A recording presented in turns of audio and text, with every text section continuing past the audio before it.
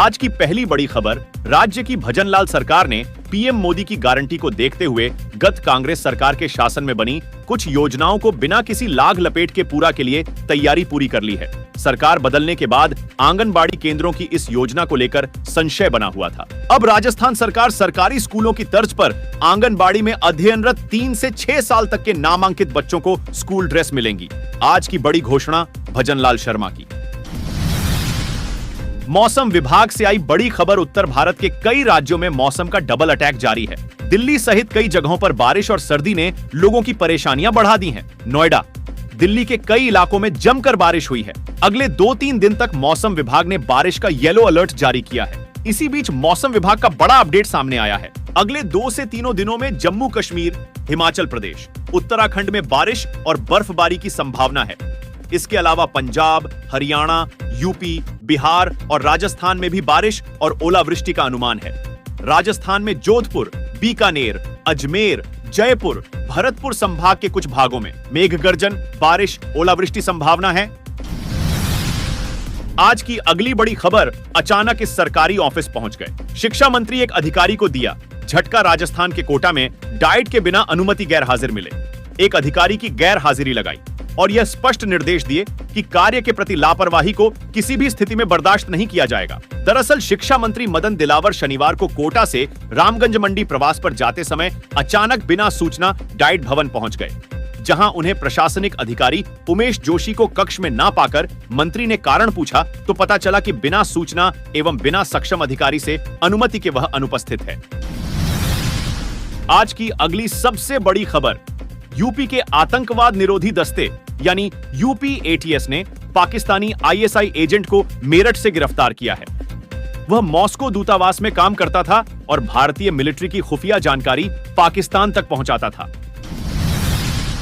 आज की अगली सबसे बड़ी खबर, भारतीय जनता पार्टी ने राजस्थान की सभी 25 लोकसभा सीटों पर जीत की तैयारी शुरू कर दी है। भाजपा मुख्यालय पर रविवार को कोर कमेटी की बैठक हुई, जिसमें मोदी के नाम और काम के आधार पर मैदान में उतरने का प्लान बनाया गया है। बैठक में नारी शक्ति वंदन कार्यक्रम के साथ ही हर लोकसभा सीट से लोगों को राम मंदिर के दर्शन कराने के मामले में भी चर्चा हुई।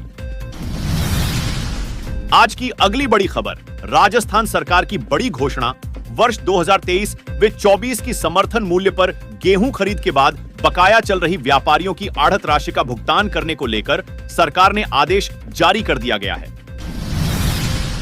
आज की अगली बड़ी खबर, जयपुर बहनों की शादी होने से पहले ही खुशियों का माहौल मातम में बदल गया।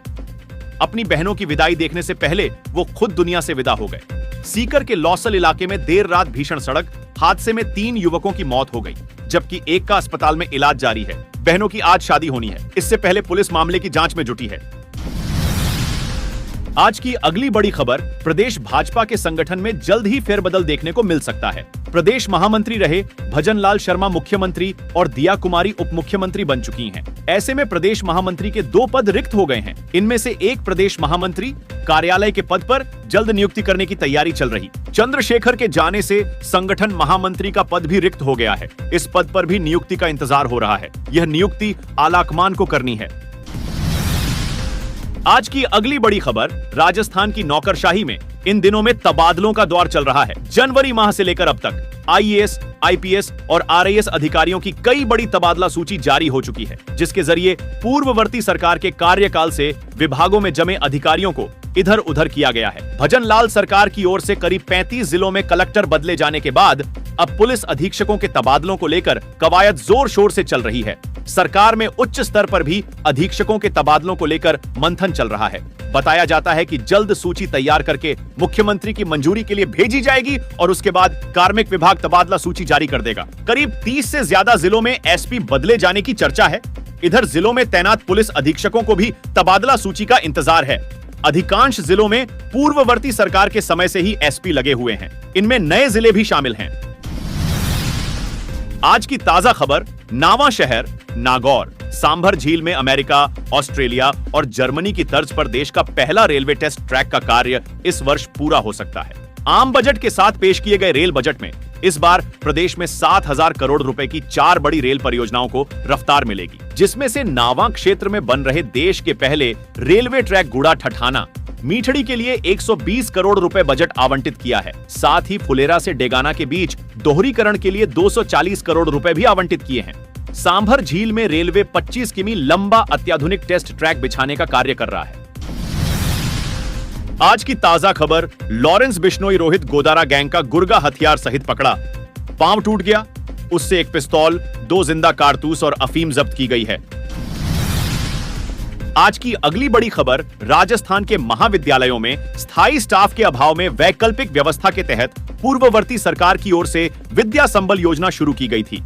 इस योजना के तहत फिलहाल प्रोफेसरों का कार्यकाल बढ़ाने की गाइडलाइन नहीं आने से इनके रोजगार पर संकट के बादल मंडरा रहे हैं। वहीं राष्ट्रीय शिक्षा नीति लागू हो गई है। इसी के तहत प्रथम वर्ष के विद्यार्थियों का शिक्षण कार्य कराया गया। इन प्रोफेसरों के पास सिर्फ फरवरी माह का समय ही शेष है, क्योंकि वर्तमान सरकार की ओर से इस पर कोई फैसला नहीं लिया गया है। राजस्थान प्रदेश के कॉलेजों में नाम मात्र के ही प्रोफेसर हैं। इस योजना के तहत प्रोफेसर लगाए जाने से विद्यार्थियों को जरूर इसका लाभ मिला था। आज की अगली ताजा बड़ी खबर, अजमेर में तेज रफ्तार कार की चपेट में आए पिता पुत्री की दर्दनाक मौत हो गई। पोस्टमार्टम के बाद गंभीर माहौल में दोनों शवों का अंतिम संस्कार किया गया।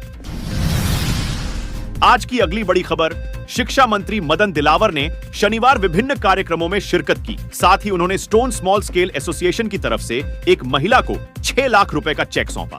दरअसल कोरोना काल में एक ही परिवार के 6 सदस्यों के निधन हो गया था। इस दौरान बैंक का होम लोन होने से घर नीलाम होने की कगार पर आ गया। आज की ताजा खबर, डिप्टी सीएम दिया कुमारी से परिवार के साथ मिलने पहुंचे अमेरिका के राजदूत एरिक गारसेटी। देखें तस्वीरें।